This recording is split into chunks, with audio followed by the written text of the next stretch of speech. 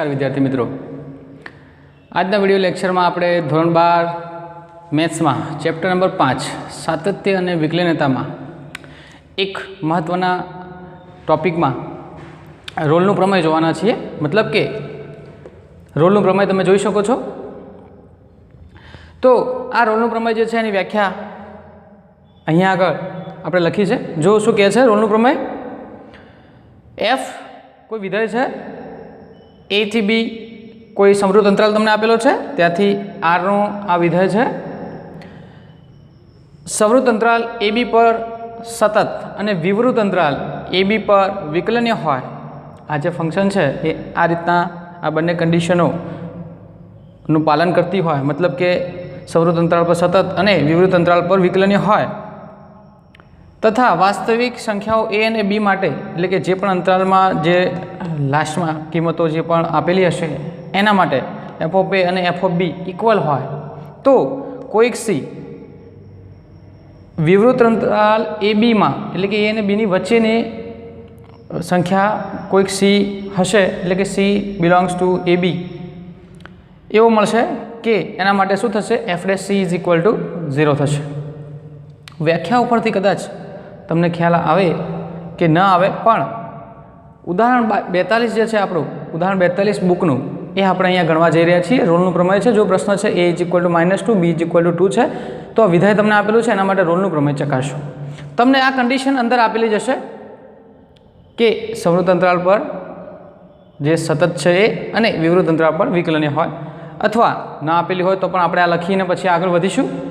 एटले के उदाहरण 42 जे छे एने आपणे अहींया आगळ सॉल्व करवाना छीए।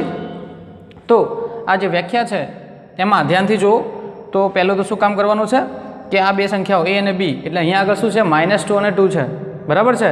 तो आ ए नी किंमत अने बी नी किंमत एटले के अहींया मूकीए एटले शुं थाय F of -2 is equal to F of 2। मतलब एफ ऑफ -2 અને एफ ऑफ 2 આપણે જ્યારે શોધીશું એ બંને કેવા હોવા જોઈએ? ઇક્વલ આવવા જોઈએ।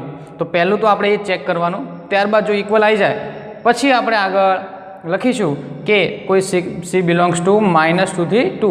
અહીંયા આગળ એ અને બી -2 ને 2 આવશે, એવું મળશે કે જેના માટે એફ ડેશ સી શું થશે? 0 થશે। તો જો આ વ્યાખ્યાને હવે આપણે ભૂસી દઈએ છીએ। ચલો જો તો આ જે છે રોલનું પ્રમેય એને આપણે ચેક કરીએ છીએ। તો ઉદાહરણ 42 ગણીએ છીએ, એનું સોલ્યુશન લઈએ છીએ અહીંયા। તો એની રકમ અહીંયા છે જો। તો આ રોલના પ્રમેયની અંદર દાખલો ગણવાનો કઈ રીતના? તો પહેલાં તો શું લખવાનું કે અહીં આપેલ વિધેય એફ એ સમરૂપ અંતરાલ -2 થી 2 માં સતત અને વિવૃત અંતરાલ -2 થી 2 માં વિકલनीय है। जो व्याख्या में હતું એ આપણે લખીશું। ત્યારબાદ શું ચેક કરવાનું? F of A is equal to F of B એટલે અહીંયા આગળ આપણે ચેક કરીશું એફ ઓફ -2। હવે અહીં જે આપેલું છે એ વાય જે વિધેય છે વાય એ છે x² + 2 છે, બરાબર છે? આપેલ વિધેય છે। તો આ વિધેયમાં एफ ऑफ आ जे छे तमारो एफ ऑफ एक्स ज कहेवाय ने, वाय ने आपणे शुं कहीए छीए? एफ ऑफ एक्स एटले के एफ ऑफ एक्स बराबर तमने x² + 2 आपेल छे, बराबर। तो एफ ऑफ -2 लेवा छे तो आपणे शुं करीशुं? तो अहींया આગળ x ની જગ્યાએ -2 મૂકીશું તો અહીંયા પણ -2 મૂકીશું ને, તો આ થશે -2² + 2 એટલે કે અહીંયા આગળ આમ 2 નો સ્ક્વેર થશે 4 ના +2 मतलब કેટલા આવશે? 6 આવશે। હવે एफ ऑफ 2 પણ શોધી દઈએ कारण कि ए ने बी बने शोधवू पड़े ने। तो एफ ऑफ ए तो आई गયું, હવે एफ ऑफ बी लईए मतलब कि अहींया 2 છે ને बी ની જગ્યાએ, तो एफ ऑफ 2 શોધીશું तो अहींया આગળ 2 નો સ્ક્વેર + 2 થાય मतलब कि x ની જગ્યાએ अहींया 2 મૂકીશું તો પણ 4 + 2 ઇઝ ઇક્વલ ટુ કેટલા આયા? 6 આયા। मतलब બંને કેવા આવે છે? ઇક્વલ। તો માટે લખીશું કે F of -2 is equal two F of 2 છે। માટે આપણે લખીશું કે આમ જો શું લખીશું કે આમ कोईक सी बिलोंग्स टू -2 થી 2 एवो मळे કે જેથી F dash she is equal two 0 થાય. વ્યાખ્યાની અંદર આપણે શું જોતા હતા? તો વ્યાખ્યામાં સી બિલોંગ્સ ટુ એ બી, અહીંયા આગળ વિવૃત અંતરાલ જ લઈશું અને એ બીની જગ્યાએ કિંમતો મૂકીશું તો એવું મળે છે કે જેથી F dash she is equal two 0 થાય. તો હવે એફ ડેશ સી આપણે લખવું છે તો એફ ડેશ એક્સ પરથી મળશે ને. તો ચલો હવે F dash she is equal two 0 લઈશું, પણ એના પહેલાં એફ ડેશ એક્સ મેળવીશું. તો તમે જુઓ આના ઉપરથી આપણે એફ ડેશ એક્સ લખવું હોય તો શું થાય? મતલબ કે આનું આપણે શું કરવાનું છે? વિકલન. શું કરવાનું છે? વિકલન. તો વિકલન કરો, એફ ડેશ એક્સ મેળવો તો આનું વિકલન શું થાય?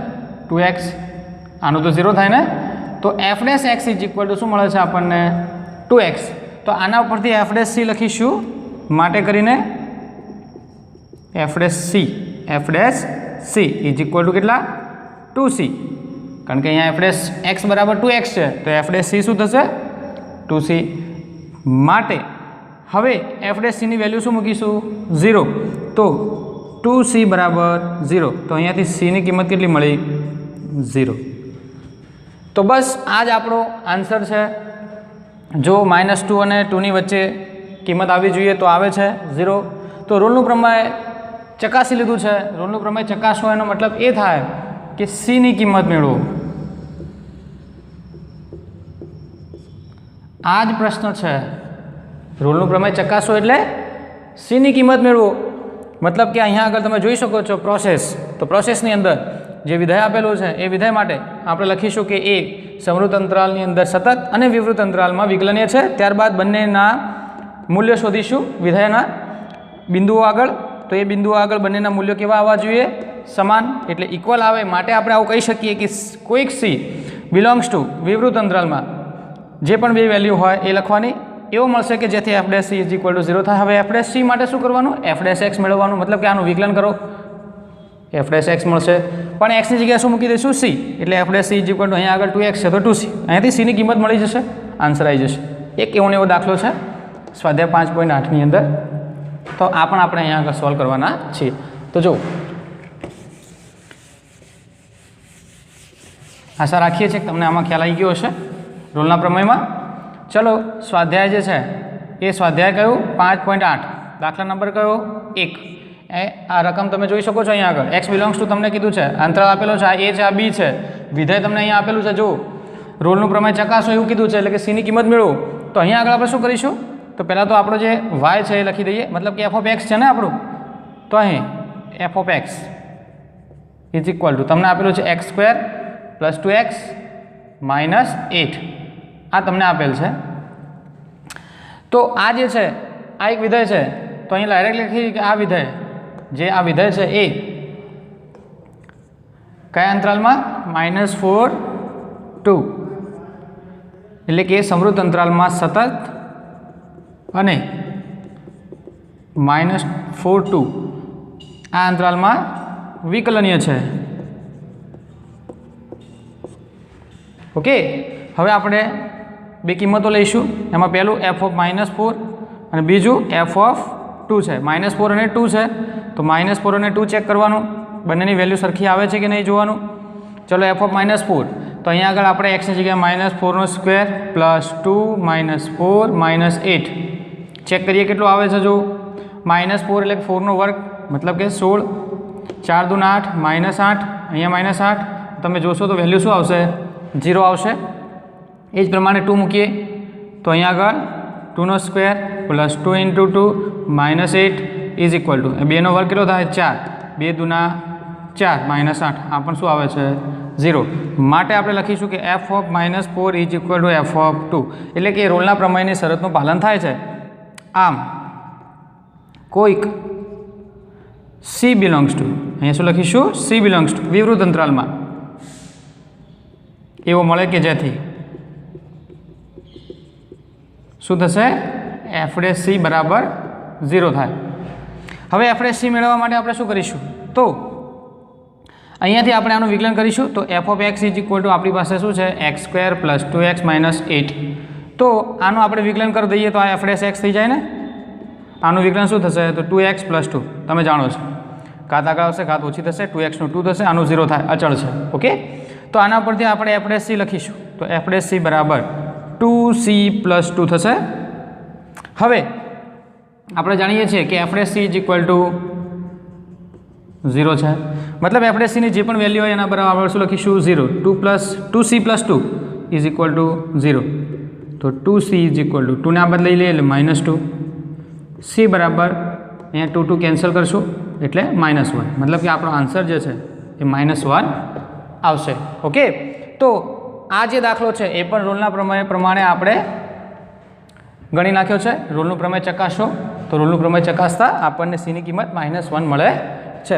તો આશા રાખીએ છીએ વિદ્યાર્થી મિત્રો કે આ રૂલના પ્રમેયની અંદર તમને ખ્યાલ આવ્યો હશે. હવે આપણે આના પછીનો જે ટોપિક છે એ છે મધ્ય કમાન પ્રમેય, મીન વેલ્યુ થિયરમ.